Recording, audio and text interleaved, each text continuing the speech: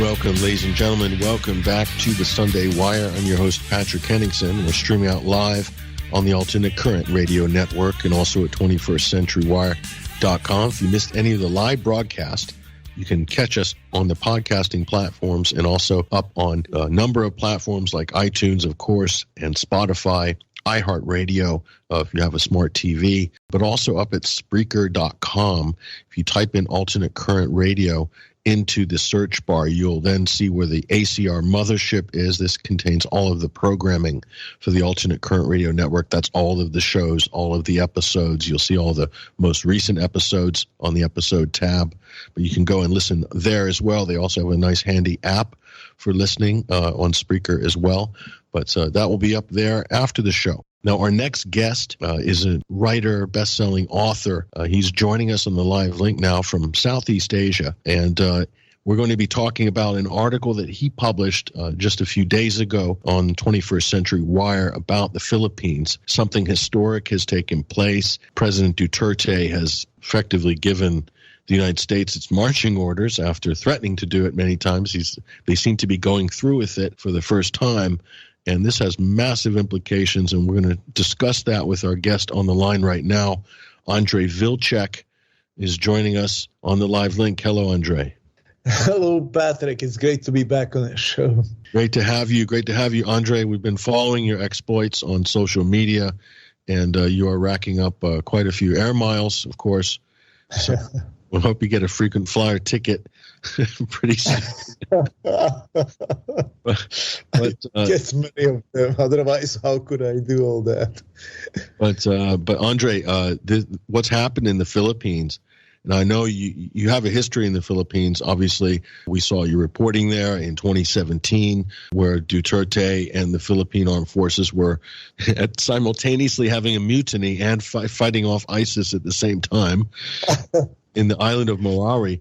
And you've returned there recently, and it's no less fascinating of a place. It's no less dynamic what's going on there right now.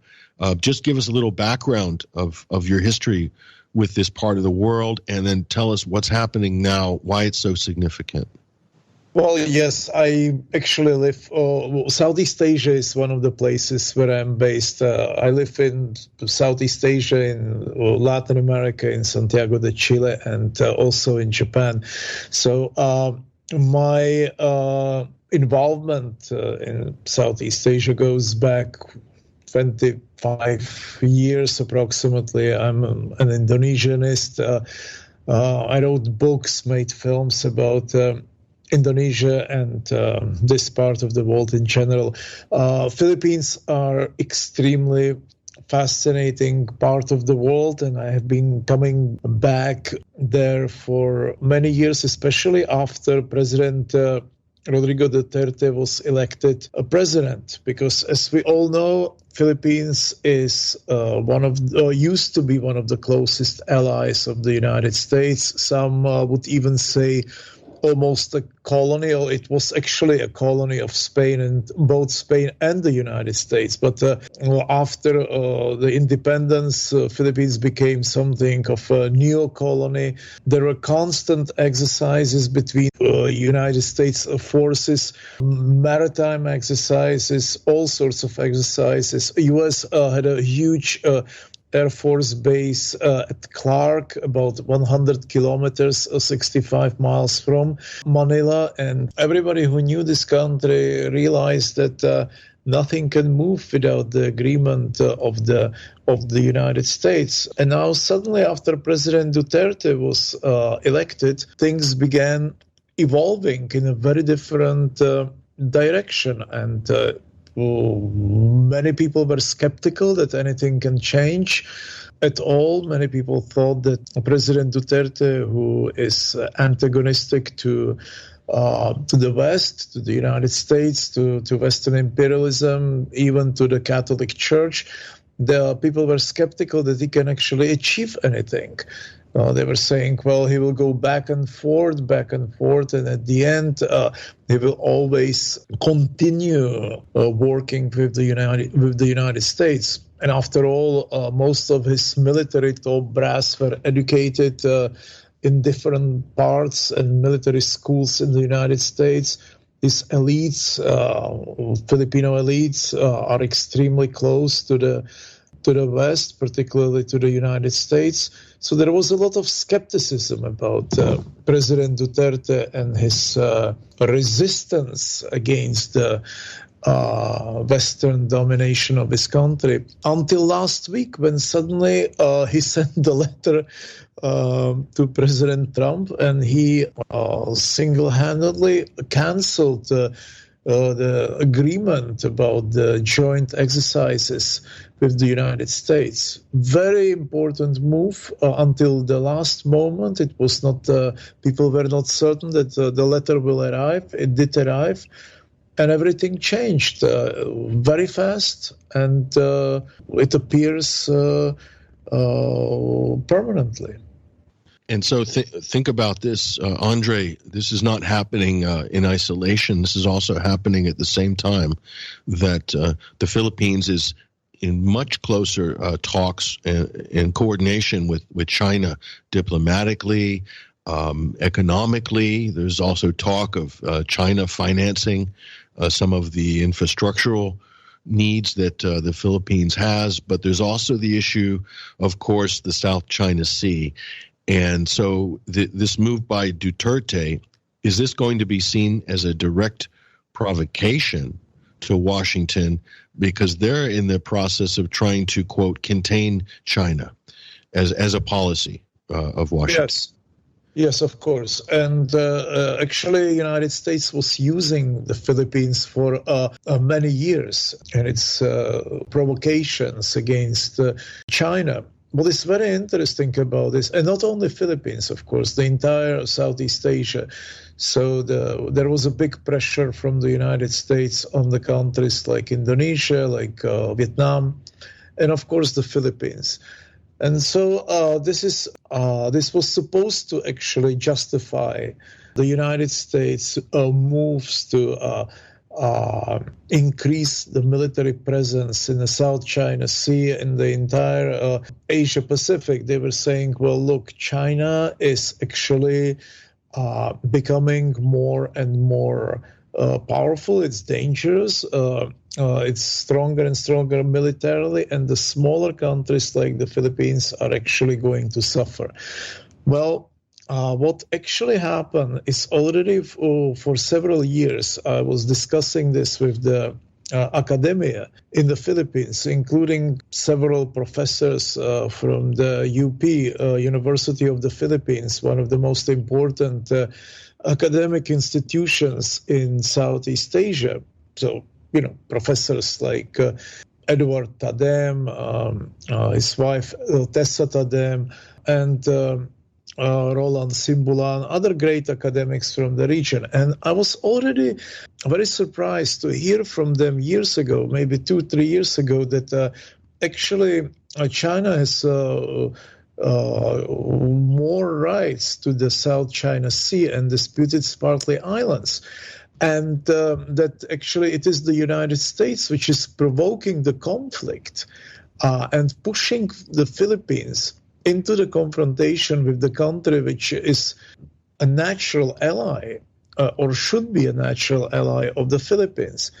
And that's what obviously was also a thought of President Duterte, who began intensively working with the Chinese, and suddenly it was obvious that the two countries can find a common language. 2 years ago, President Duterte called China the kindest nation on earth, and he keeps calling China its natural ally and so on and so forth. And obviously it works. China also began to compromise. They softened their position, and it appears that there is no reason for any military confrontation whatsoever. Another thing that is not really discussed in the West too often is that Vietnam, a historic adversary of China, although also a fellow communist nation, has been studying all this, and there were delegations going back and forth between Vietnam the Philippines. And it looks like Vietnam is watching very, very closely what the Philippines are doing, and that actually there is a very realistic possibility that conflict over the Spratly Islands and so-called South China Sea conflict could be resolved multilaterally without any military or confrontation and without any international legal arbitration. And so, besides the military component, obviously the U.S., if they're not in the Philippines, they've lost one of their beachheads there. But there's other access points into countries like the Philippines, like Vietnam, like Indonesia, like Malaysia, and that's through soft power or smart power, through NGOs, through academia. Where are the schisms in terms of pro or anti-U.S. in a country like the Philippines? Where do the fault lines lie?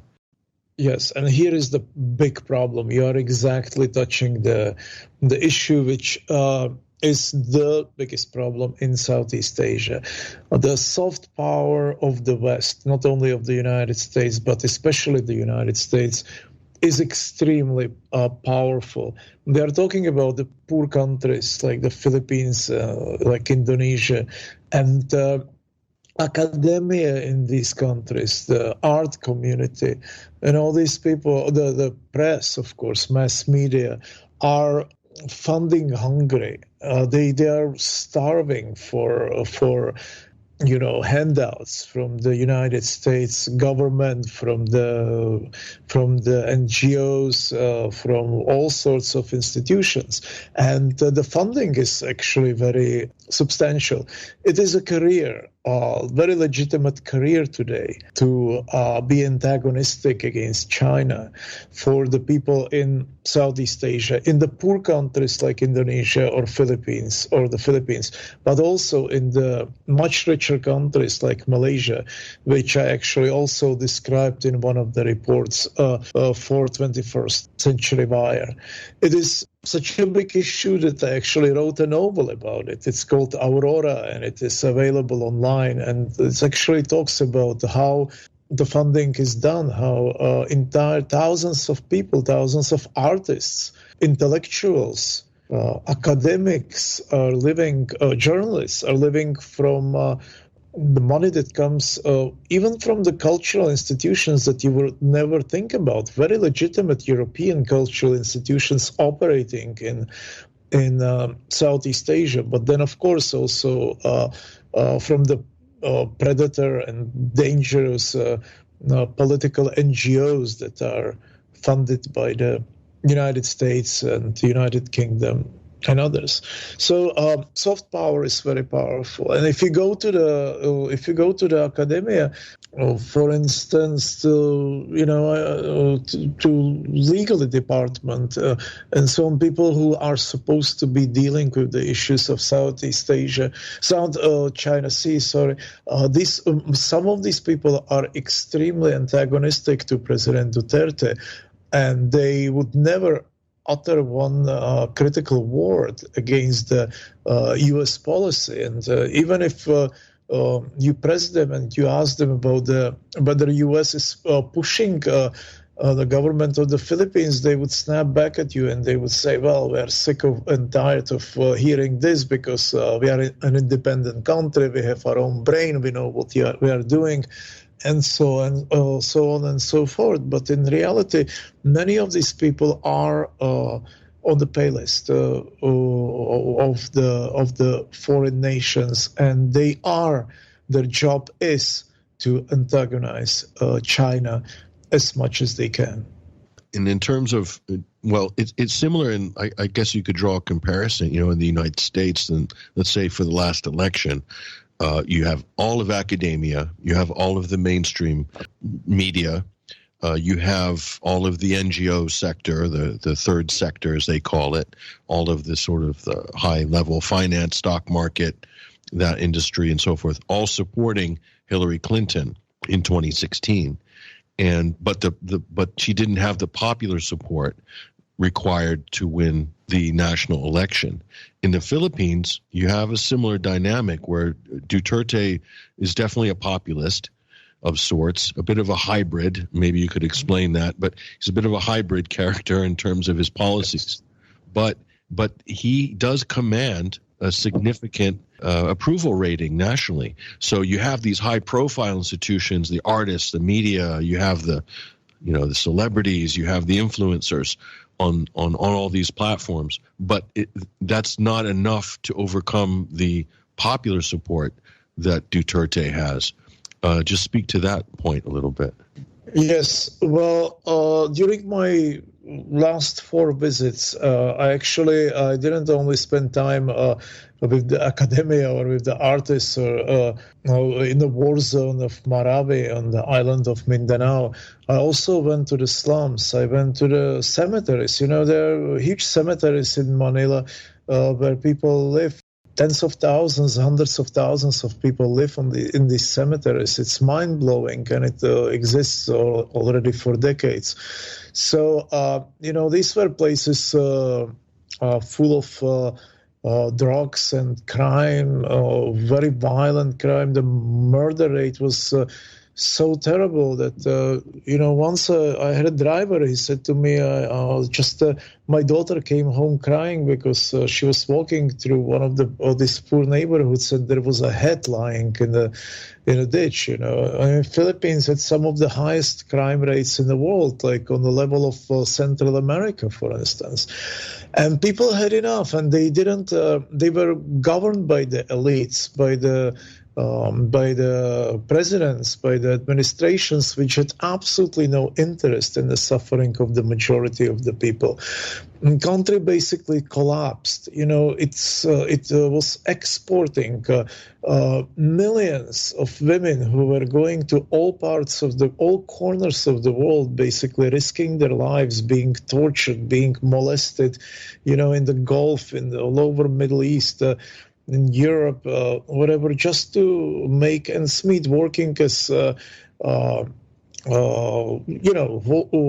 with servants, as maids, as babysitters, all over the world, and the situation was absolutely horrific in the country. The poverty rate was close to 50%, and some would say over 50%, or similar to that in Indonesia. And suddenly somebody came, and they can call Duterte a populist in the West, but somebody came who really cared about the situation of the country and who was determined to improve it. Duterte is a hybrid. You are absolutely right. He is a socialist, self-proclaimed socialist. In the same time, he is a populist. He has all sorts of elements, but he is doing all he can to raise the standard of living of the country, and it is reflected even in the UNDP Human Development Index, which is not always, of course, accurate, and it's, again, the Western way of calculating things, but it just shows how Philippines are growing compared to a country like Indonesia. It's already several points ahead of Indonesia, and there were times when it was on an equal footing with Indonesia. So now in the Philippines, the standard of living is improving. Duterte made education all the way to university level free. It's unprecedented in Southeast Asia. He made medical care free. There are all sorts of reforms. There is like a maternity leave, like very similar to that in developed countries in Europe. He's reforming the public transportation, housing. He made his people, not him directly, but his people made moratorium on mining and plundering of natural resources on Mindanao, which was on the same level as what is happening in Kalimantan or in Sumatra in Indonesia, and where it is going on and on, and it's getting worse. in the Philippines, Mindanao blocked new concessions for mining, and Duterte said that he doesn't want his country, he doesn't want to rob the resources from the future generations. As we speak, I think it was yesterday, he also blocked the private companies from building in Manila Bay new reclaimed land projects. He said they are going to choke the capital. I'm not going to allow these private companies to do it. So most of the politics that he's doing are actually socialist. Now, if you talk to the again intellectual elites, they will tell you, well, economically, economically is still allowing capitalism to rule, but the social politics policies are often socialist. So it is a mixed bag. But it is definitely tremendous departure from what was happening. And people understand it. They see changes.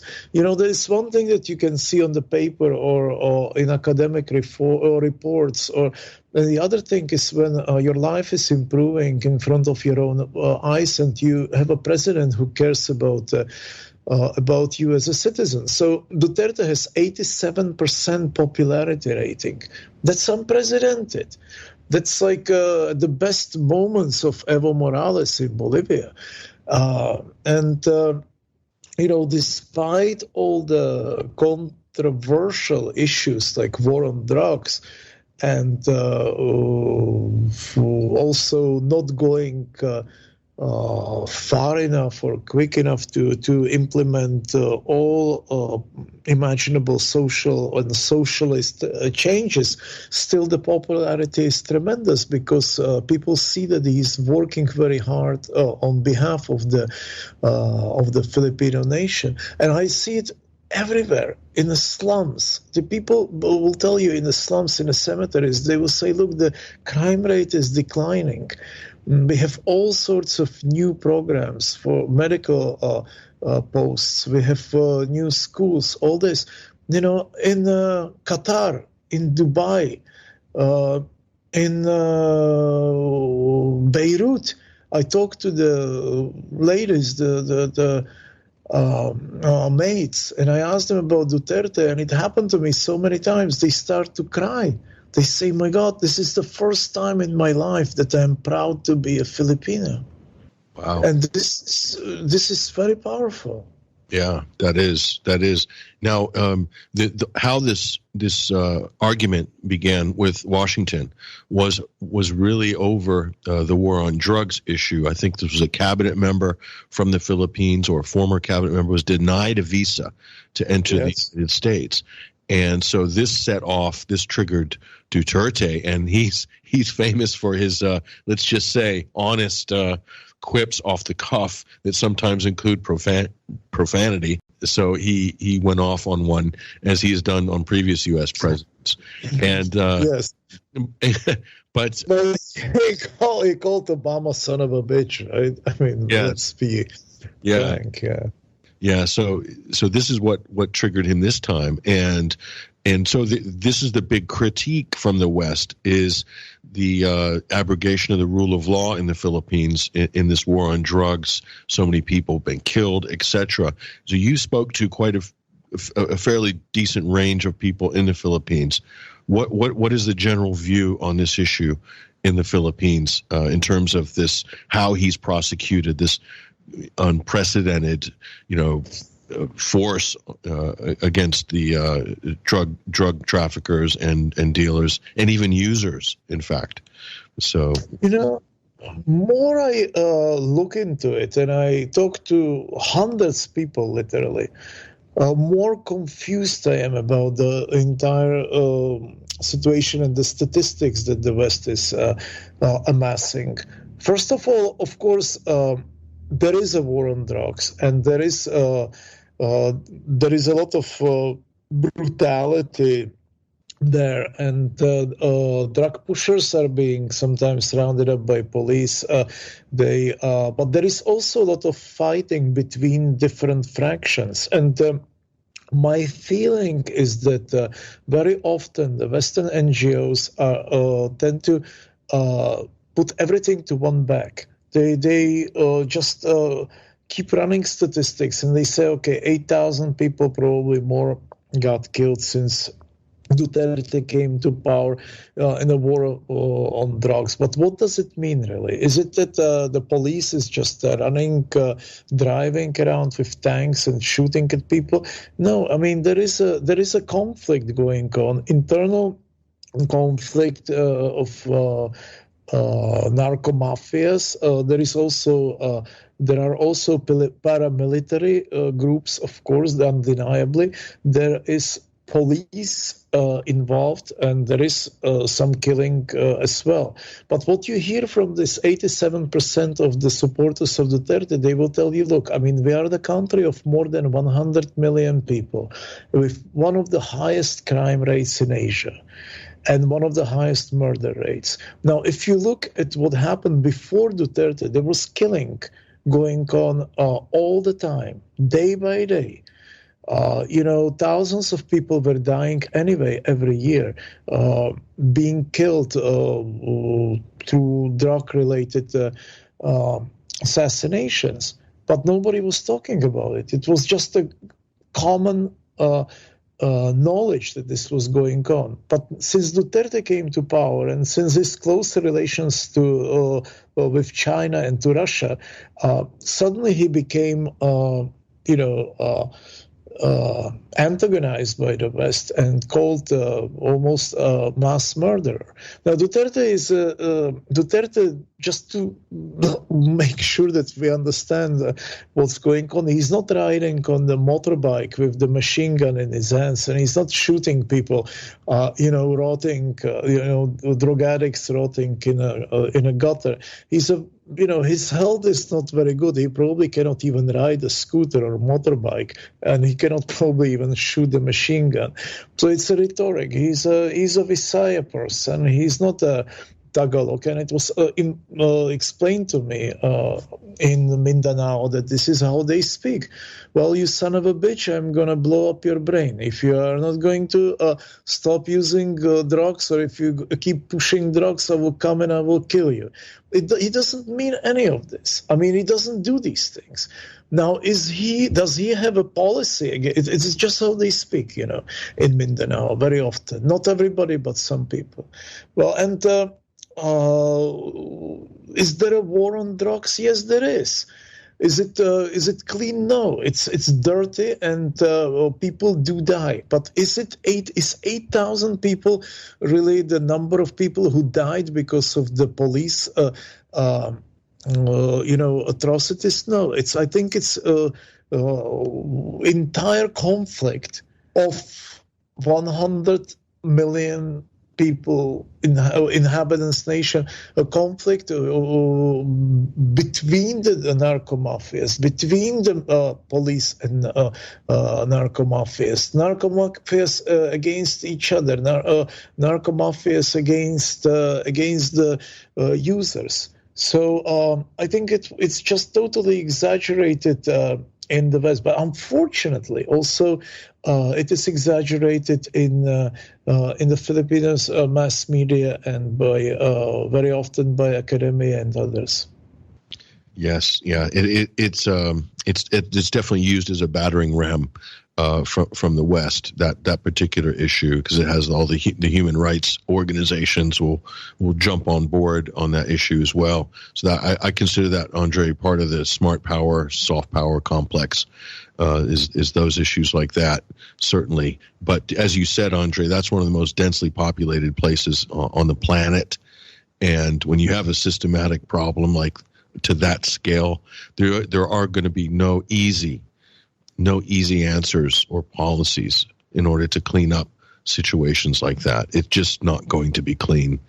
And I think you have to face that reality. Precisely, because we have other situation, totally different extreme in Mexico, right? I mean, a country which suffered so terribly from narco mafias and drug trade and all this. And Obrador's approach is different. He basically, he let even some narco mafia bosses and their children go because he said, look, he didn't say that it's not our problem, but that's actually what he showed, that he's not interested to sacrifice the entire nation just fighting the drug wars. Let them, it's between the United States and narco mafias and so on. So it's totally different approach. Is it working better in Mexico or in the Philippines? It is early to say because both countries suffered tremendously from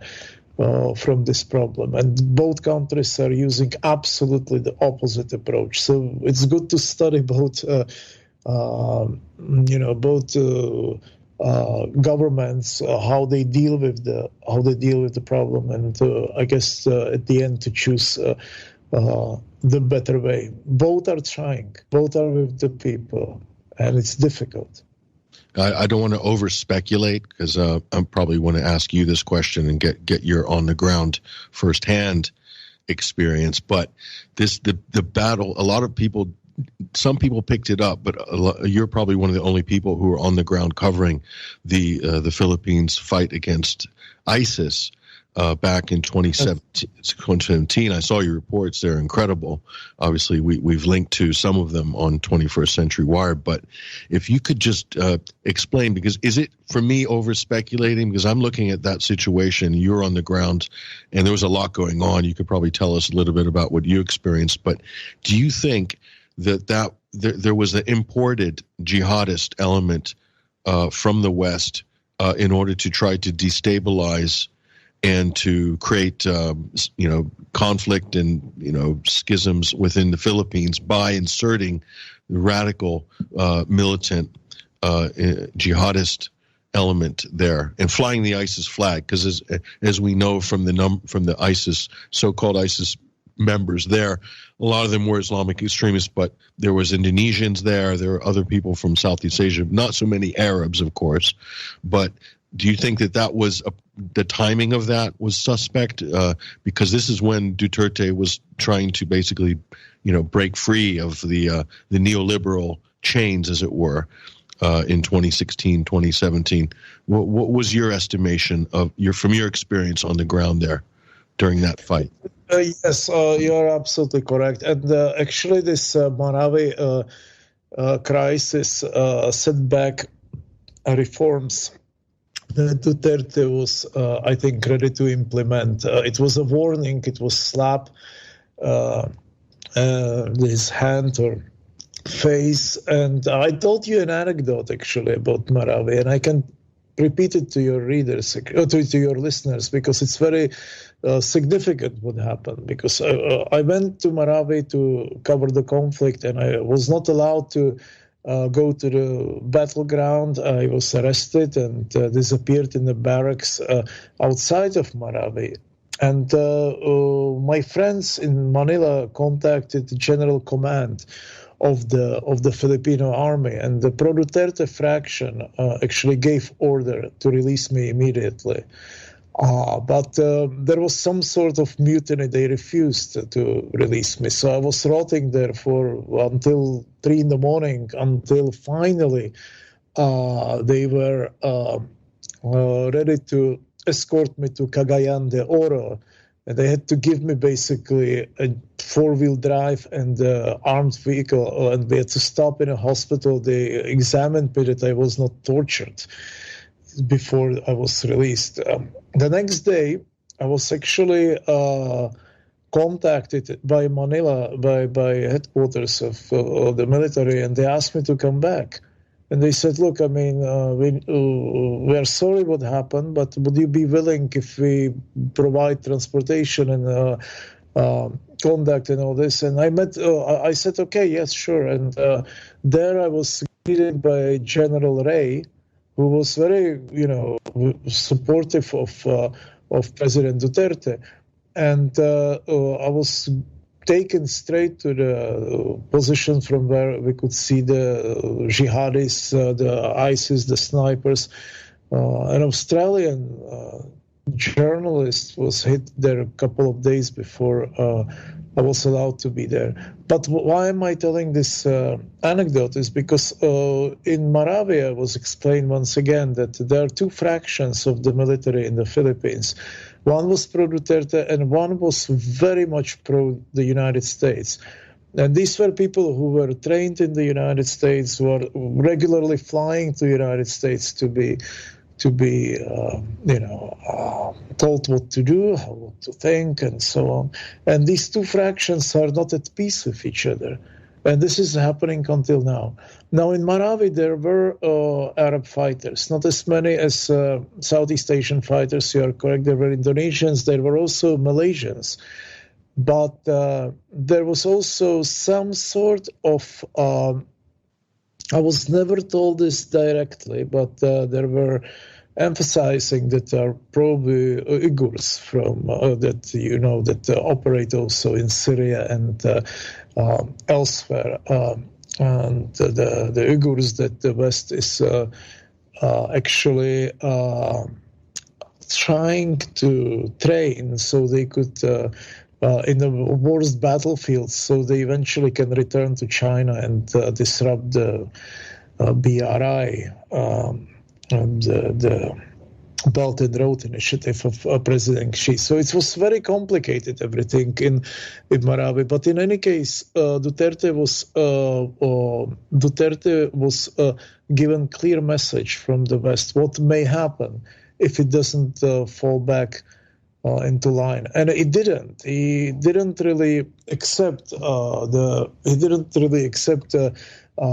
dictate from the West. But he definitely slowed down he had to slow down his reforms. And then what was the result? What is the situation like on Mindanao right now, where the fighting was taking place before? Is it stable? Is the threat constant? How is it? It's relatively stable, but it is also there is a big reconstruction going on. I met the social affairs person who worked with Duterte on the social affairs for a long time, and she said that she showed me the reconstruction efforts of housing there for the fighters and so on. So there is, I think, it's quite optimistic. Situation there right now, despite, of course, many problems.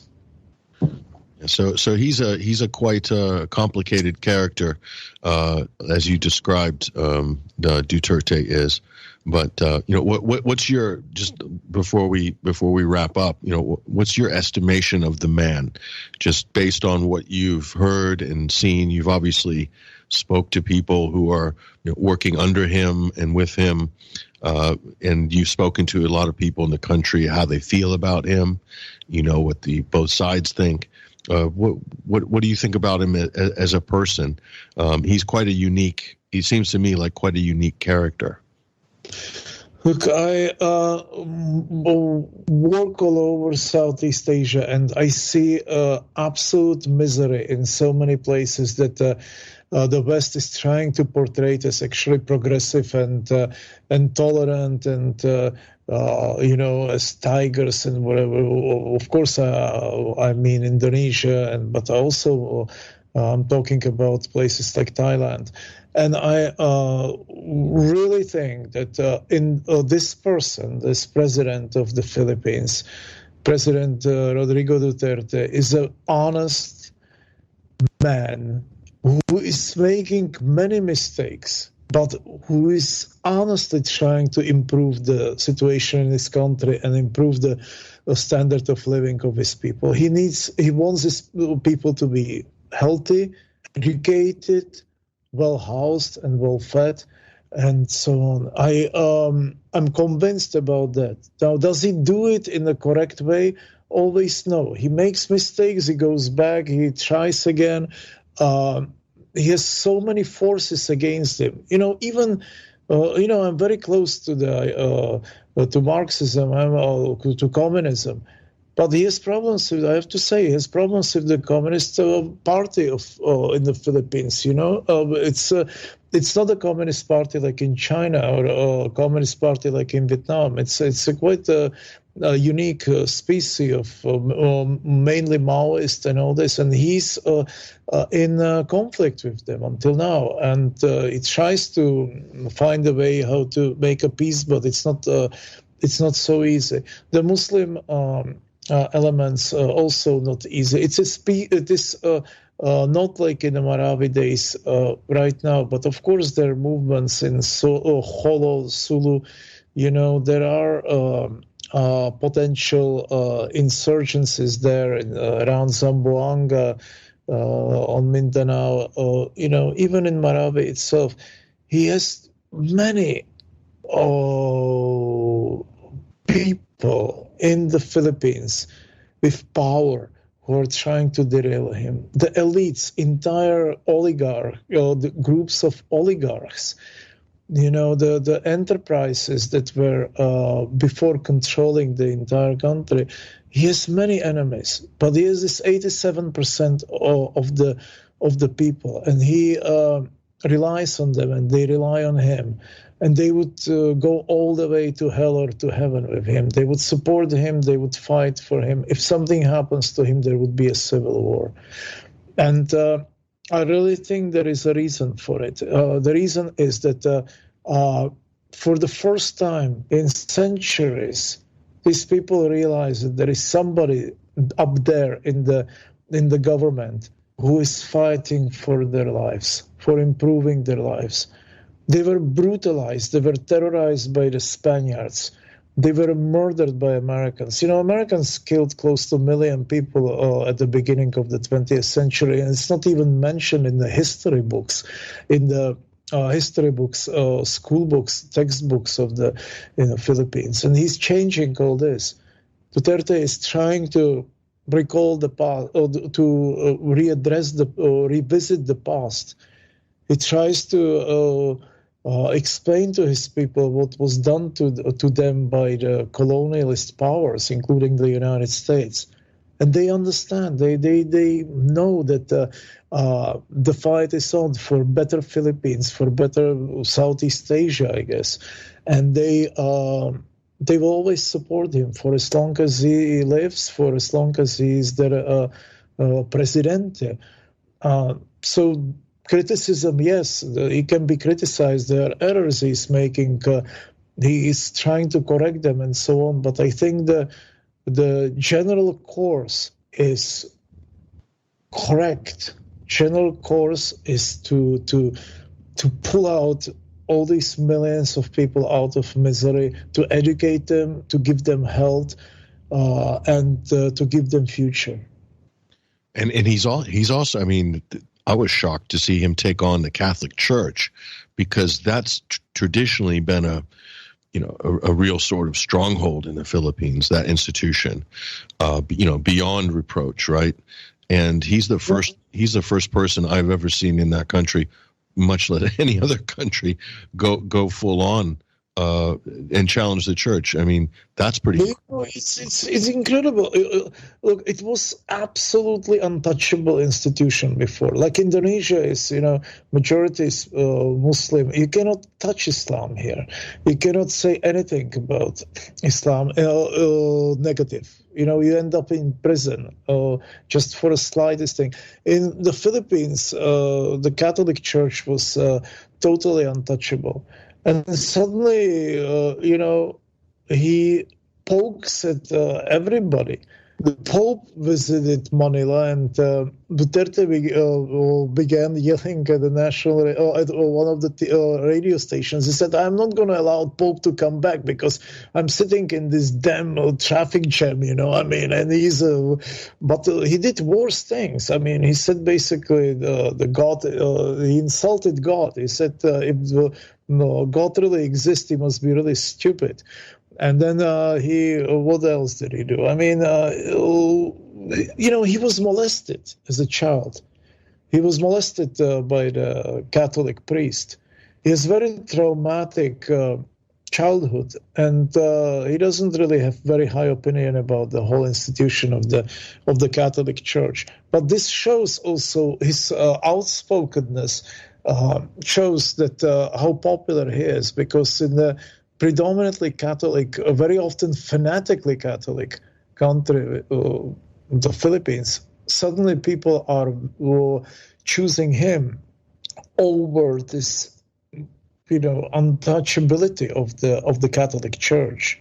They were told somebody who would say things like that 10 years ago apart, if somebody would dare to say it. But they take it from him. They tolerate it.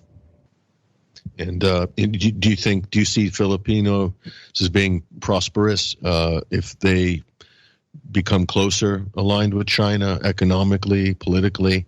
Do you think that's going to bring some visible benefits in the coming decade, let's say, for the Philippines? Definitely.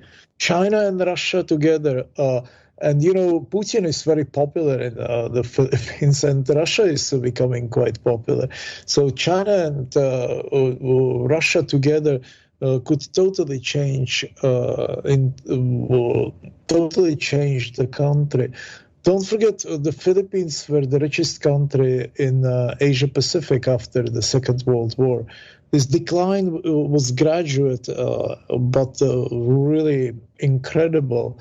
The way the Philippines decline can be only compared, I guess, to the decline of Argentina in Latin America, one of the richest countries on earth, basically getting to the very, to the point when like 40% under Macri were poor. So there is great hope, yes, that changing the direction from capitalism to socialism and from the United States and the West to Russia and China would, again bring prosperity to the Philippines. But it's not going to be easy, because they are not going to. It's not going to be easily allowed by the oligarchs, the Filipino oligarchs, and by the United States and Europe to just for Philippines to turn on the dime and totally change its foreign policy without fight. There will be a lot of attacks against Duterte to come, or to his. If somebody comes after him with the similar or same approach towards the foreign policy, there will be lots of attacks, lots of intimidation, dirt being thrown to his face, to his allies, and so on. And I think he is ready for it. But whether people who will come after him will be as strong as he is has to be seen. But there is a great hope. China, of course, can do miracles. China is now pulling out Laos, a country which was carpet bombed by the United States and Australia to the Middle Ages, during the so-called Secret War. Laos, that was reduced to one of the poorest countries on earth, is being now pulled out from misery by China. New cities are being built, high-speed trains are being built, new factories, new hospitals. I wrote about it a lot. So they can do anything. They can pull out the poorest country on earth and they can turn it into the, middle income a nation. So, of course, the Philippines, if they work together, the Philippines can benefit tremendously, because Duterte basically said that the United States was just plundering the place. He used different expressions, but it was plundering the Philippines for decades and decades. So it cannot really get worse. Yeah. Manila, a lot of people will say, crawling with CIA spies and front companies, front NGOs, and it's just and USAID organization. Entire Southeast Asia. You cannot imagine what is happening in Vientiane, in the capital of Laos. I mean, all these four-wheel drives of the NGOs, wherever China and Russia come close to pulling country out of misery, you can bet that instead of building factories and schools and hospitals, the United States and Europe are going to invest into the NGOs and into spies and all that. Yeah. Well, this is a pattern we see all over the world, and so this was a good analysis of probably one of the most important case studies right now in the Asia-Pacific rim with the Philippines. But we will direct people to 21st Century Wire, and you can see Andre's most recent feature about the Philippines. That's down in Andre's section. If you scroll down the page, you'll see that article. I do encourage people. Great story, great images as well. It gives you a feel of what it's like on the ground there. And we want to thank you very much, Andre, for staying up late. We know you're in a time zone that's... Yeah. Well, Patrick, you made this story also very beautiful. I mean, using photos and all this graphically very beautifully crafted. Thank you so much. It's always great to work with and for the 21st Century Wire. Yeah, well, thank you very much, and hope for safe on your travels and journeys in this part of the world, and look forward to your reports coming up, Andre. Yes, I hope to talk to you next week from Hong Kong. That will be interesting. We're looking forward to that, what's going on in Hong Kong. So we'll get that report hopefully from you next week. But take care, Andre. And all the best. There he goes, ladies and gentlemen, Andre Vltchek, who is on the ground in Southeast Asia. And you can also see his reports, as we said, on our homepage at 21stcenturywire.com. There's a link on the show page as well to his books. He's author of 18-plus books. You can go and check those out online. We do recommend that you check out some of Andre's work there. You might want to pick up a few of those. We're going to take a break. We're going to connect our roving correspondent for culture and sport on the other side, Mr. Basil Valentine. And we're going to get into the problem with identity politics and how it's ruining the discourse in the West. With Basil Valentine on the other side, I'm your host, Patrick Henningsen. This is the Sunday Wire. We'll be right back.